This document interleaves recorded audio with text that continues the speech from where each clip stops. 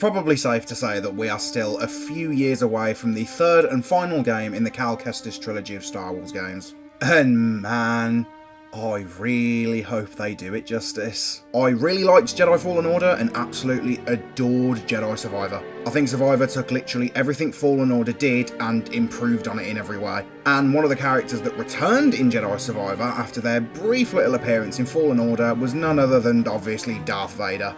I really do think these games have done Darth Vader pretty much perfectly. I've already made an entire video about how I think Darth Vader's appearance in the first game is quite literally the best Vader has been in anything outside of the original trilogy. And whilst I don't necessarily think Survivor's use of him was as impactful as Fallen Order, it was still badass to see him once again, and it was especially badass to actually fight him this time, as opposed to run away. Just as a pure spectacle and fight, it was absolutely badass, and you cannot tell me that Vader rising out of the rubble all smoky and on fire wasn't some of the coolest shit we've seen with the character, despite the fact that it just seemed to make Vader fanboys cry because, God forbid, he gets a scratch on his fucking helmet. But despite these being some of my absolute favourite uses of the Dark Lord of the Sith, I don't think that he should be in the third game in the series. I just don't think they should use him again, and the reason for that is simply, within the context of these games, Darth Vader is Cere's enemy,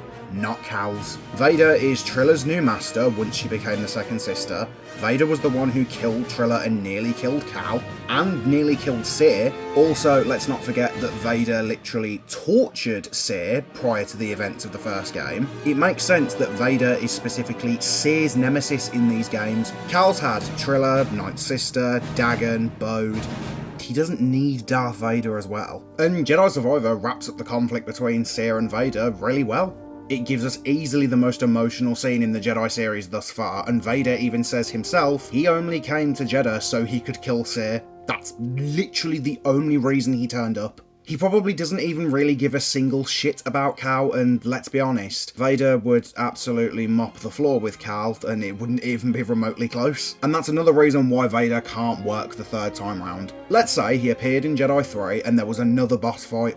Cal would either have to die, because there's no way he's beating Darth Vader, or he'd have to run away and simply be lucky to survive, or Merrin would have to interfere or something. But we can't really have another set piece of us running away from Vader either. We've been there and we've done that already, so just leave him out of Jedi 3. His use in this story is done. And I know some people have already suggested that maybe he'll kill Merrin and Cal will completely turn to the dark side. But that would be a pretty poor narrative choice, especially since Jedi Survivor literally ends with him refusing to fully commit to the dark side. He ignites the red lightsaber and then he chooses to switch it off and leave it on Bode's body.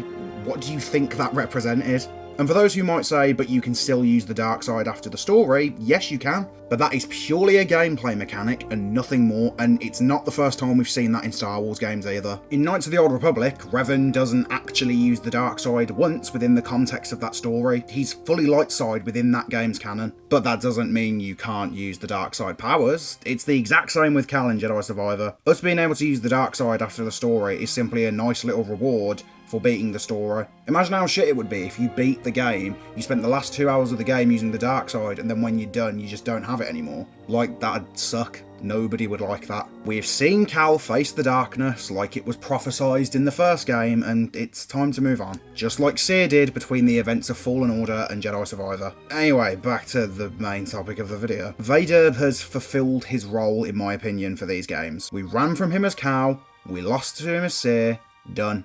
And to be completely honest, I can't help but feel anything else would just be cheap fan service, and it'd make Vader feel more like a gimmick instead of an actual character. And whilst yes, you can argue that his appearance in Fallen Order was simple fan service, it still got built upon and made for a pretty unique encounter that we haven't really seen in a Star Wars game before. So yeah, that's why Vader shouldn't return in the final chapter of these games. He served his purpose now, and it was a pretty fitting way to end his time in these games in particular. I really hope Jedi 3 is good and that Respawn ends the trilogy with a bang, and I really hope they don't just rely on good old-fashioned Lord Vader once again, but I guess we'll see in a few years.